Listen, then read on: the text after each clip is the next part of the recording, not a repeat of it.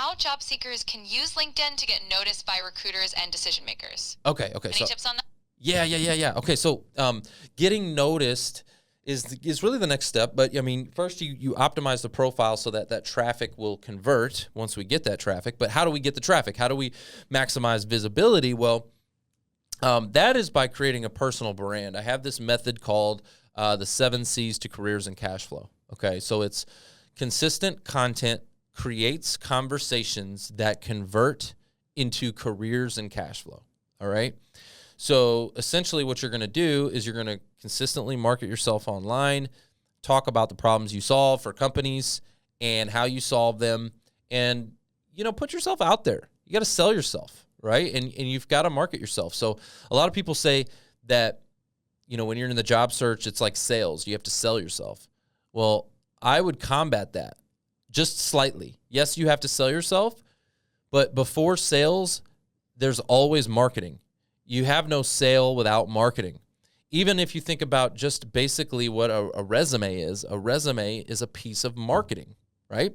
So you have to market yourself, and you got to do that online, and this will draw in and attract recruiters to your profile, okay? This is going to bring eyeballs to your profile. So lots of different ways to do that, but we teach the job seeker community how to use AI, how to leverage AI, and their authentic voice. So we don't want to just use AI. We want to use their authentic voice to create a content machine so that they can go in and batch record, one day batch record, create a bunch of content. Boom. Now they've got a content for the rest of the month, months actually, so that they can consistently do it. Because you can't just do it once and expect a result. You got to do it consistently over time, and it builds, and all of a sudden you're attracting inbound leads to your profile that convert into conversations and careers. So hopefully that answered your question. Create content.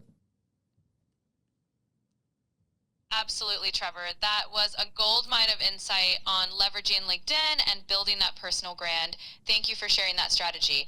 All right, let's move on to the next question. What's your advice on using video content on LinkedIn effectively without feeling awkward or unprofessional? Okay, great question. Well, you need to be yourself. You're feeling awkward because you're not being yourself, okay? So think about that. You need to create a long-form video, okay? Long-form video where you're delivering a talk, okay? So as an example, let's just talk about this. We're in the podcast studio right now. I've got ChatGPT asking me questions, but I'm answering them in my authentic voice. It's me. I'm doing it, okay? And we're creating this long-form video that is then going to be chopped up into a million pieces using AI.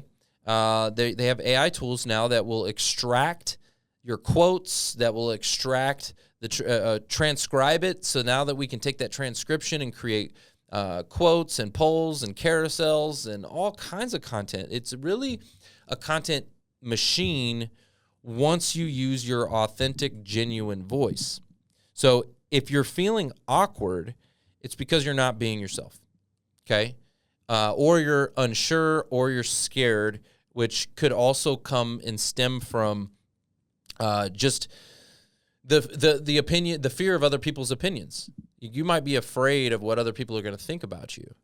And so the way to overcome that is through repetition. You just have to do it over and over and over and over again, okay? The first time might be scary. The first time you get in a studio might be terrifying. I remember the first time I got in a studio, and I was terrified. I literally had notes, and I was shaking, right? Now I don't even have notes. Now I got ChatGPT AI asking me questions. Okay, I don't even have notes. I don't need notes. I know what I'm talking about. Why do I know what I'm talking about? Because I've done it. I've said it a million times. You know what I'm saying? And that comes through repetition. It comes through consistency. And that way you're not going to feel awkward. Does that make sense? And it'll be super professional. It'll actually come from a position of authority, right? Hopefully that makes sense. ChatGPT, back to you. What are your thoughts?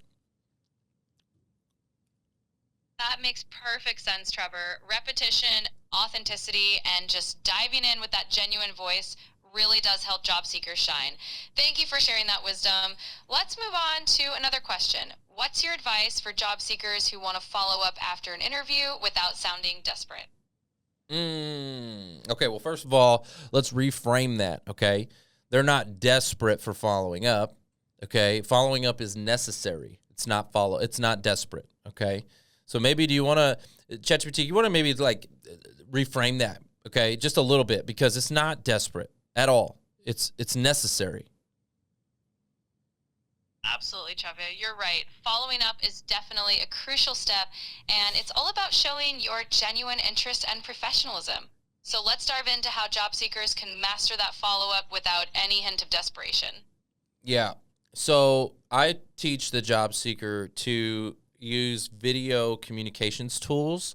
There are tools out there like BombBomb, BOMB. Okay, BombBomb is a communications tool that allows you to send video emails, video DMs, video comments, and really put the human element back in the job search. So you do this through your follow-up, and in your follow-up, you're just simply going to say, hey, thank you so much for your time. I really appreciate, learning about the company and the culture, and I'm just super grateful that you took that extra time out with me. And listen, if you need any additional information, my contact information's down below. I'd love to extend the conversation if at all possible. But listen, hey, thanks again for the time. I hope you have an amazing, blessed day, and we'll talk to you soon. And then you send that video in, and what it does is it grabs their attention. So they see that, they play that, you wow them because, 95% of job seekers won't do that. They're not going to do that step. So you go ahead and do that step. Again, stand out. And this really, what's cool about this process is when you do that, it starts to go viral within the organization because they haven't seen that before. They're like, wow, I can't believe Trevor just did that. And so they forward it to the other decision makers. Matter of fact, you can ask them to do that in your video. You could say, hey, and if you wouldn't mind passing my information along to any other eyeballs that need to see it, I would greatly appreciate it. I hope you have an amazing day. Talk to you soon, right?